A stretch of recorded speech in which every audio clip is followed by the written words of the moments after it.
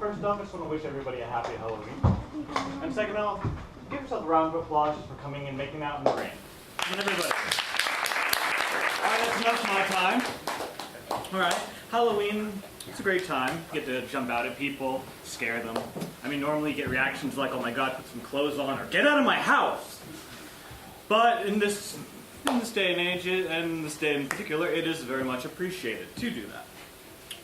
But typical things don't scare me.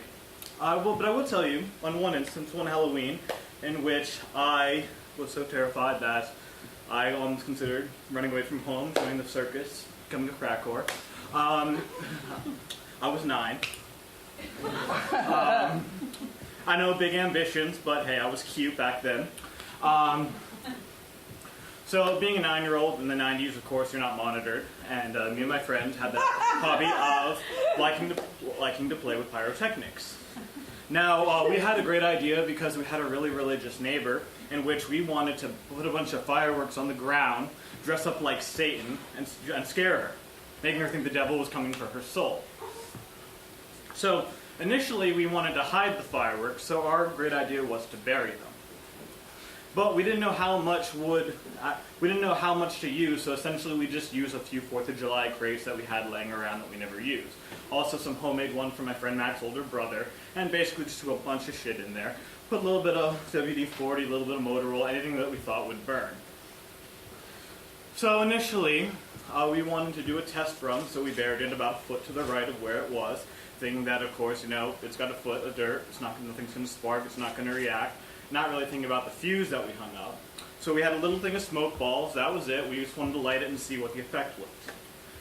So, of course, you know, we did this. First, the lawn started catching on fire, and the fuse caught, and then basically everything died down.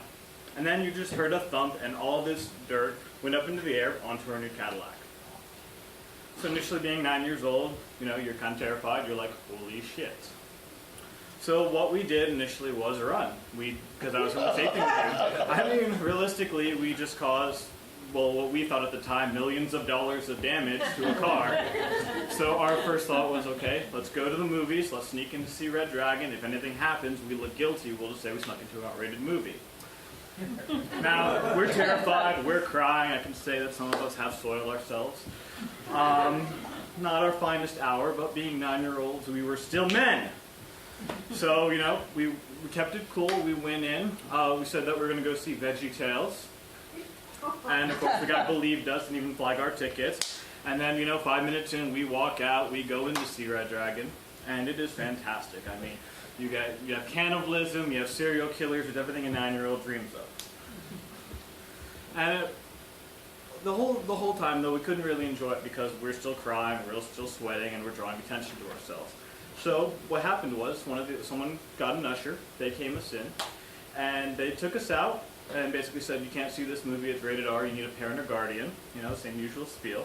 So, you know, we had to kill time, the only other thing was playing with VeggieTales. So we bought a ticket and saw that, and that was the most horrific thing I've ever seen. And the scariest I've ever been on Halloween, because after that, everything changed. I started finding myself oddly racist in the most inappropriate situations. For some reason, I really just wanted to be a pirate, so I was this little racist pirate walking around. But, you know, that night we went home, everything was fine. We never oddly got any consequences from that action. Our neighbor did move a few months later.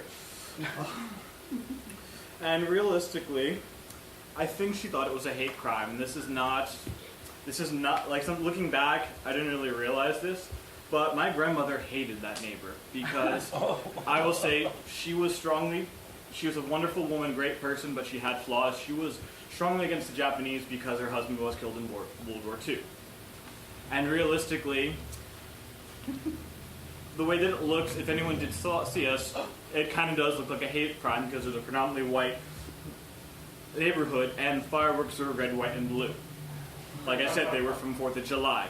So someone essentially put on a red, white, and blue fireworks show, causing extreme damage to her car, and potentially her house, and most likely her spirit. So happy Halloween!